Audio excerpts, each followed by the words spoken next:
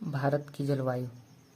विश्व में किसी भी स्थान पर वहाँ की जलवायु एवं भौगोलिक स्थिति दोनों ही घटक वहाँ के लोगों का जीवन शैली को प्रभावित करते हैं। ये दोनों ही घटक तत्व प्रत्येक स्थान पर भिन्न होते हैं। जलवायु की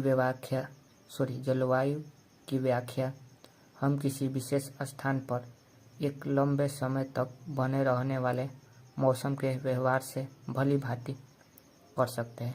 सभी खूबसूरत पर्वतीय स्थल, समुद्र तट एवं पठार प्रतिवर्ष संपूर्ण विश्व से हजारों पर्यटकों को अपनी ओर आकर्षित करते हैं। हमारे देश भारत में विभिन्न तरह की जलवायु पाई जाती है, परंतु इसकी मानसूनी जलवायु विविधताओं वाली इस भूमि पर जलवायु एकता को दर्शाती है।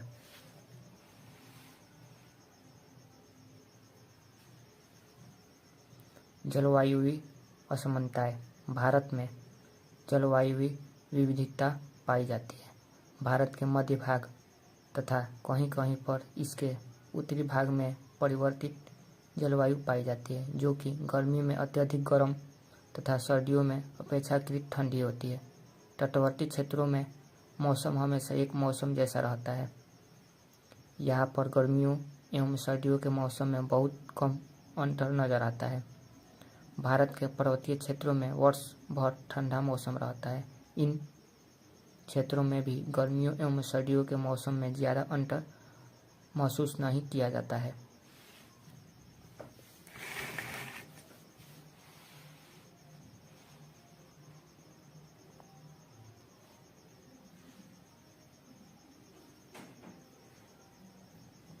भारत का दक्षिणी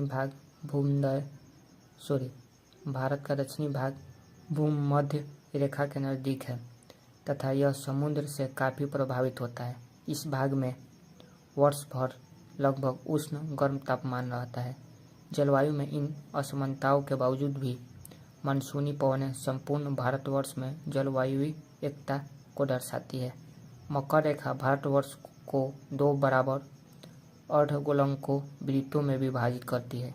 इसमें से दक्षिणी भाग ट्रॉपिकल जोन के अंतर्गत आता है, जबकि उत्तरी भाग सब ट्रॉपिकल जोन के अंतर्गत आता है। भारत हिंद महासागर के शीर्ष पर स्थित है। यहाँ से बहने वाली हवाएं नमीयुक्त या आर्द्र होती है। इन्हें हम मानसूनी हवाएं कहते हैं। ये हवाएं भारत की जलवायु निर्धारण में एक महत्वपूर्ण भूमिका निभाती है। यहाँ पर सर्दियाँ अपेक्षाकृत शुष्क होती है। हिमालय पर्वत हमारे देश को उत्तर से बहने वाली सर्द ध्रुवीय हवाओं से बचाता है और भारतवर्ष में परिवर्तनीय जलवायु को निर्धारित करता है। इस प्रकार भारतवर्ष को पूर्ण मानसूनी जलवायु वाला देश कहा जाता है। भारत की जलवायु को प्रभावित करने वाले घटक वातावरण कोष्ठ में मौसम के घटक जैसे तापमान, पवनें, ऊंचाई आदि किसी स्थान या क्षेत्र की जलवायु को नियंत्रित करते हैं। आइए भारत की जलवायु को प्रभावित करने वाले इन घटकों के बारे में जानें। पहला, जेट स्ट्रीम। जेट स्ट्रीम शरद ऋतु में उत्तरी मैदान में एक संकरे भाग पर बहने वाली वायु की धाराएं या बहाव है। ये पवन धाराएं भारत के उत्तरी क्षेत्र में निम्न दबाव का क्षेत्र उत्पन्न करती है। जैसे कि आप पहले ही जानते हैं कि पवन हमेशा उच्च दबाव वाले क्षेत्र से निम्न दबाव वाले क्षेत्र की ओर बहती है। गर्मियों में हिंद महासागर से बहने वाली हवाएं उत्तरी मैदान में पहुंचती है। दूसरा, समुद्र से दूरी। भारत का तटवर्ती क्षेत्र काफ़ी विस्तृत है। एक प्रायद्वीप होने के कारण इसके 3 भाग पानी से घिरे हुए हैं। समुद्र के निकट स्थित क्षेत्र स्थलीय पवन एवं सागरीय पवन दोनों से ही प्रभावित रहते हैं। इसी के कारण यहाँ पर तापमान वर्ष भर सदाबहार अर्थात खुशनुमा बना रहता है। इस तरह के मौसम में न तो गर्मियों में अत्यधिक गर्मी होती है और न ही सर्दियों में अत्यधिक ठंड होती है।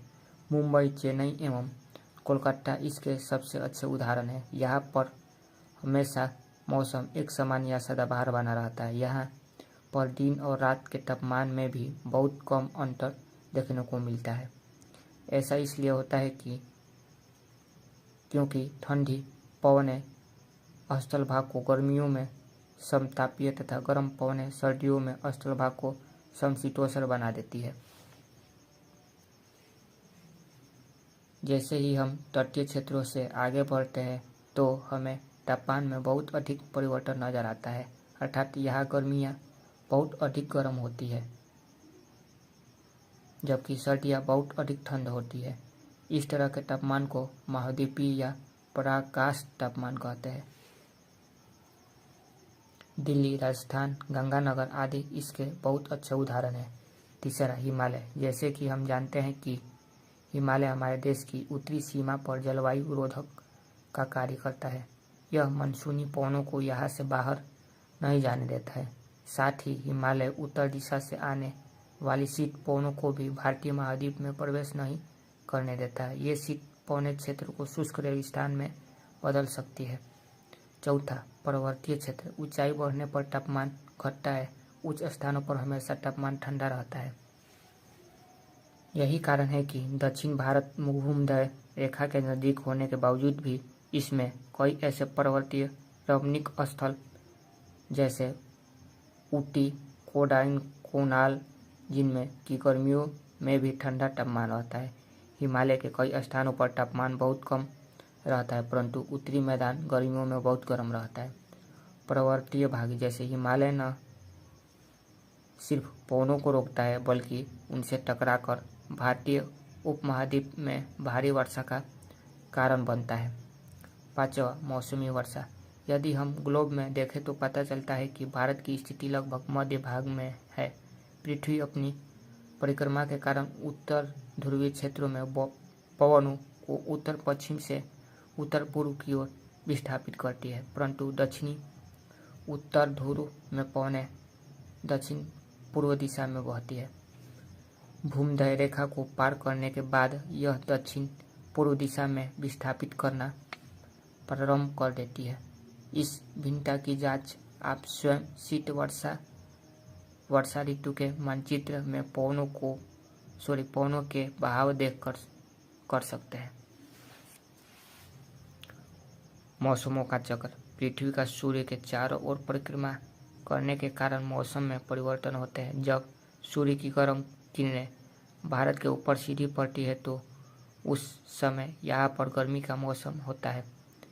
पृथ्वी के अपनी स्थिति बदलते ही सूर्य की किरणें बिल्कुल तिरछी पड़नी शुरू हो जाती है और उस समय यहाँ पर शीत ऋतु होती है। ठंडे मौसम का ऋतु। यह मौसम मध्य नवंबर से शुरू होता है तथा फरवरी माह के अंत तक चलता है। इस मौसम में शरद एवं शुष्क हवाएं चलती है। ये हवाएं अपने साथ कावेरी, कृष्ण और गोदावरी नदियों के डेल्टाओं में तूफान, चक्रवात आदि को लेकर आती है। अक्टूबर तथा नवंबर माह में कारोमंडल समुद्र तट पर सबसे अधिक वर्षा होती है। यह वर्षा फिर बाद में उत्तर पूर्वी मानसून के रूप ले लेती है। इस तरह वर्षा ऋतु की प्रकृति भी चक्रवातीय ही होती है। नवंबर एवं दिसंबर माह के दौरान यहाँ पर भी निम्न दबाव का क्षेत्र बना रहता है। उत्तर पश्चिम के मैदानों में उच्च दाब वाला क्षेत्र बनता है। हवाएं उच्च दाब वाले क्षेत्र से निम्न दाब वाले क्षेत्र की ओर बहती है। इस तरह हवाएं भूमि से समुद्र की ओर बहती है। इस प्रकार शीत ऋतु शुष्क हो जाती है। इन हवाओं को हम उत्तर पूर्व मानसून या शीत मानसून भी कहते हैं। ये हवाएं जब बंगाल की खाड़ी के ऊपर से होकर गुजरती है तो ये अपने साथ बहुत सारी नमी को ले चलती है, जिस कारण तमिलनाडु के तटवर्ती क्षेत्र अर्थात कोरोमंडल तट पर भारी वर्षा होती है। ठंडे मौसम की ऋतु में हिमालय के उच्च भागों तथा हिमाचल प्रदेश की कुछ उच्च पहाड़ियों पर खूब हिमपात होता है। देश का उत्तरी भाग शीत लहर की चपेट से ग्रसित रहता है। गर्म मौसम की ऋतु। यह ऋतु मार्च माह के प्रारंभ में शुरू होती है तथा मई माह के अंत तक चलती है। कुछ जगहों पर तो यह ऋतु जून माह तक भी चलती है। इन महीनों में तापमान ऊपर चढ़ना शुरू होता है और लगभग भारत के सभी भागों में अत्यधिक गर्म व शुष्क मौसम की अनुभूति होती है। दक्षिण के पठार में मई माह के दौरान तापमान 35 अंश सेंटीग्रेड से 45 अंश सेंटीग्रेड के बीच पाया जाता है। फिर यह तापमान धीरे धीरे उत्तर दिशा में गुजरात एवं मध्य प्रदेश में देखने को मिलता है। मई माह के दौरान तो देश के कई उष्ण भागों में तापमान भी ऊपर पाया जाता है। इन दिनों दोपहर के समय गर्म, शुष्क एवं धूल मिट्टी लिए हुए हवाएं चलती है, जिन्हें हम लू कहते हैं। ये उत्तर पश्चिमी दिल्ली, हरियाणा एवं पश्चिमी उत्तर प्रदेश में मध्य रात्रि तक चलती है। गर्म मौसम की ऋतु के अंत तक देश के कई हिस्सों में मानसून पूर्व वर्षा भी देखने को मिलती है। वर्षा ऋतु, इस ऋतु को हम आगे बढ़ते मानसून की ऋतु या दक्षिण पश्चिमी मानसून की ऋतु के नाम से भी जानते हैं। इस ऋतु की सबसे बड़ी विशेषता यह है कि भारत के कुल वर्षा का हिस्सा इसी मौसम में देखने को मिलता है। इस ऋतु में हमारे देश की पश्चिमी या पूर्वी भाग सबसे अधिक वर्षा ग्रहण करते हैं। पूरे भारतवर्ष में वर्षा या वर्षा ऋतु का समयकाल समान नहीं है। यहाँ पर वर्षा ऋतु या समय दक्षिण से उत्तर तथा पूर्व से पश्चिम की ओर घटता जाता है।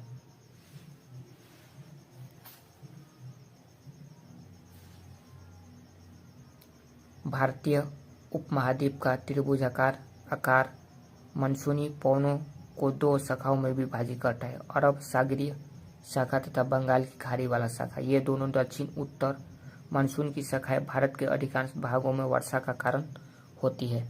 पिछते हत्ता मानसून हवाओं का लौटना सितंबर से अंतिम सप्ताह से शुरू हो जाता है और नवंबर माह तक यह क्रम चलता रहता है। मानसूनों का लौटना सामान्यतया उत्तर पश्चिमी मैदानों से शुरू होता है और अंत में गंगा डेल्टा में अक्टूबर के अंतिम सप्ताह तक पहुंच जाता है। नवंबर माह के मध्य तक मानसून लौटने का कार्य संपूर्ण हो जाता है। वर्षा का वितरण, भारतवर्ष में वर्षा का वितरण कहीं भी समान रूप से नहीं है। यहाँ पर वर्षा की मात्रा सिर्फ एक मौसम में दूसरे मौसम में ही भिन्न नहीं होती है। 200 सेमी से अधिक वर्षा वाले क्षेत्र, अत्यधिक वर्षा वाले क्षेत्र, उत्तर दक्षिणी भाग, कोस्ट में असम, सिक्किम, अरुणाचल प्रदेश एवं मेघालय, कोस्टबन, पश्चिमी घाट या पश्चिमी भाग सहित तटवर्ती क्षेत्र तथा पश्चिम बंगाल का डेल्टा वाला भाग वर्ष भर में सबसे अधिक वर्षा अर्थात 200 सेमी से भी अधिक वर्षा ग्रहण करता है। औसत वर्षा वाला भाग 150 सेमी से कम वर्षा वाले क्षेत्र, उत्तर पूर्वी बिहार के क्षेत्र, बंगाल एवं पूर्वी राज्य जो कि दक्षिण पश्चिमी मानसून से घटते क्रम में वर्षा प्राप्त करते हैं। यहाँ लगभग एक साल में 110 से 140 सेमी के बीच वर्षा होती है। दक्षिणी उड़ीसा, मध्य प्रदेश, तमिलनाडु के दक्षिण पूर्वी तटवर्ती क्षेत्र वे भाग है जहाँ पर औसतन वर्षा ही होती है। पश्चिमी घाट के पूर्वी ढाल भी इसी क्षेत्र के अंतर्गत आते हैं, अर्थात यहाँ पर भी औसतन वर्षा मापी जाती है। बहुत कम वर्षा वाले क्षेत्र 25 सेमी से भी कम वर्षा वाले क्षेत्र, यह क्षेत्र भी भारत में कम नहीं है। भारत में कई ऐसे क्षेत्र हैं जहाँ वर्षा बहुत कम होती है।